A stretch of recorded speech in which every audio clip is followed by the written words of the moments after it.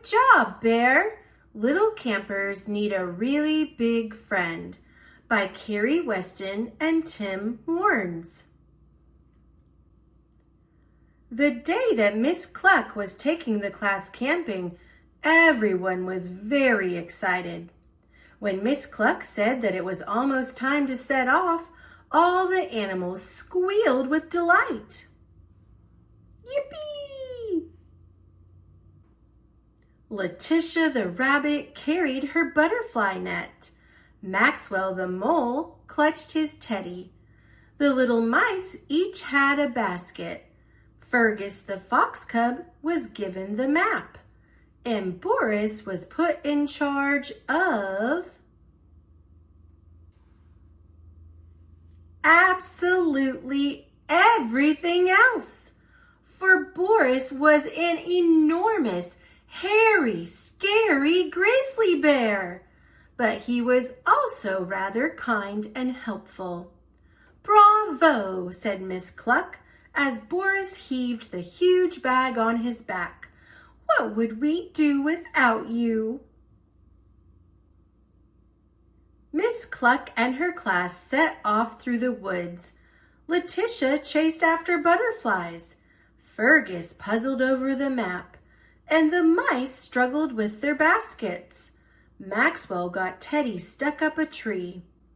Eventually, Boris caught up with them all. Poor Miss Cluck blew her whistle. "This really won't do," she said. "We must stay together." "But we're tired." Then Boris had an idea. He found room for everything in his bag, even the tired mice. "Bravo, Boris!" cheered his friends. Before long, they came to a little bridge. Boris and Letitia dropped twigs into the stream. Then everyone rushed to the other side of the bridge to see whose would come out first. "Go, Letitia! Come on, Boris!" But somehow, Boris forgot about the bag on his back. Somehow, Maxwell's teddy went splash into the water.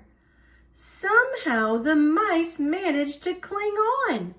Maxwell let out an enormous wail.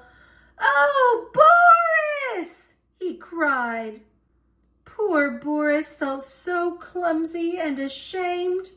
Miss Cluck carefully leaned over the bridge with Letitia's butterfly net, but it was no good. Teddy was floating away. Boris decided it was time to be very brave. He leapt into the water. Splash!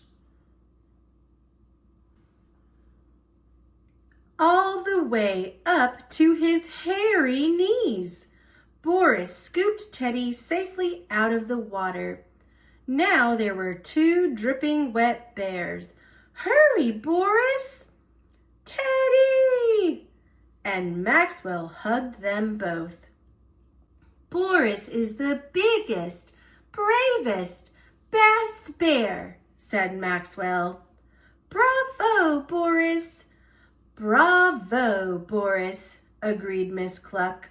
"Now let's set up camp before there are any more accidents." The animals gathered around while Miss Cluck explained how to build a teepee. It all sounded very easy. Letitia and Maxwell collected long sticks. The mice chewed off some lengths of rope. Nibble, nibble. Boris helped Fergus spread out the canvas. Then they all tried to put it together. But it was not easy. Not at all easy.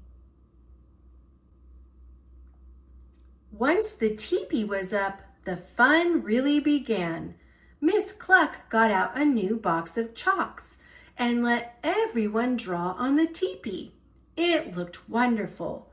Boris put Maxwell's teddy on top to dry. Camp Cluck.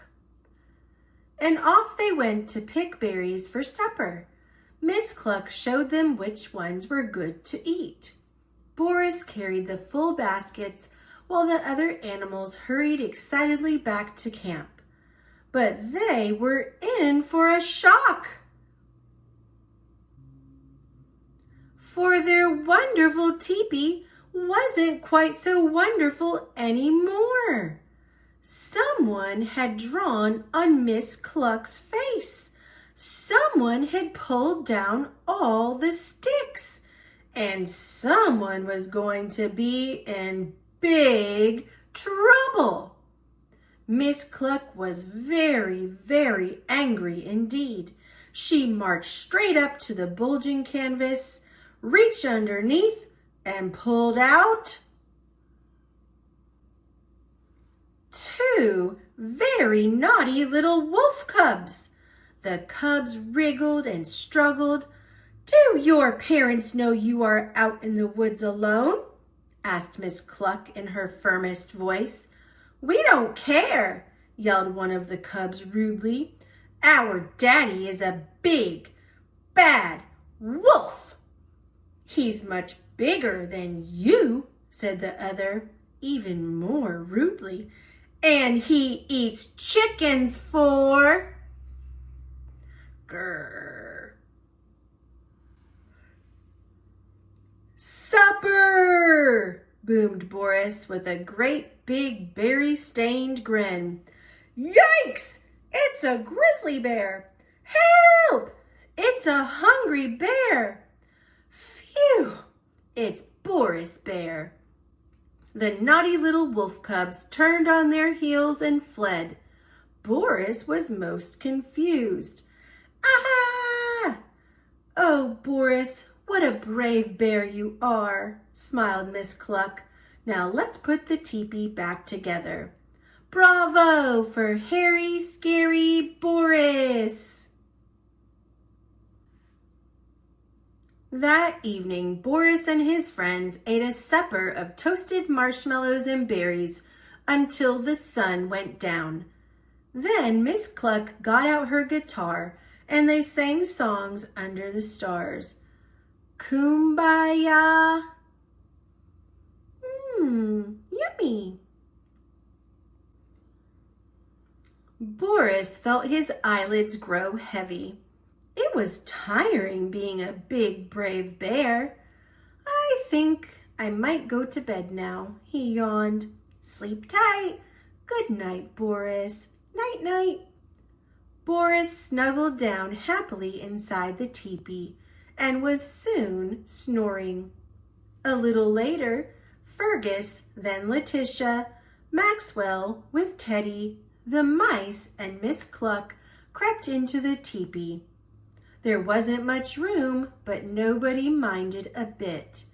After all, everyone had a nice, soft place to sleep. Even Miss Cluck. "Bravo, Boris," she whispered as she fell asleep.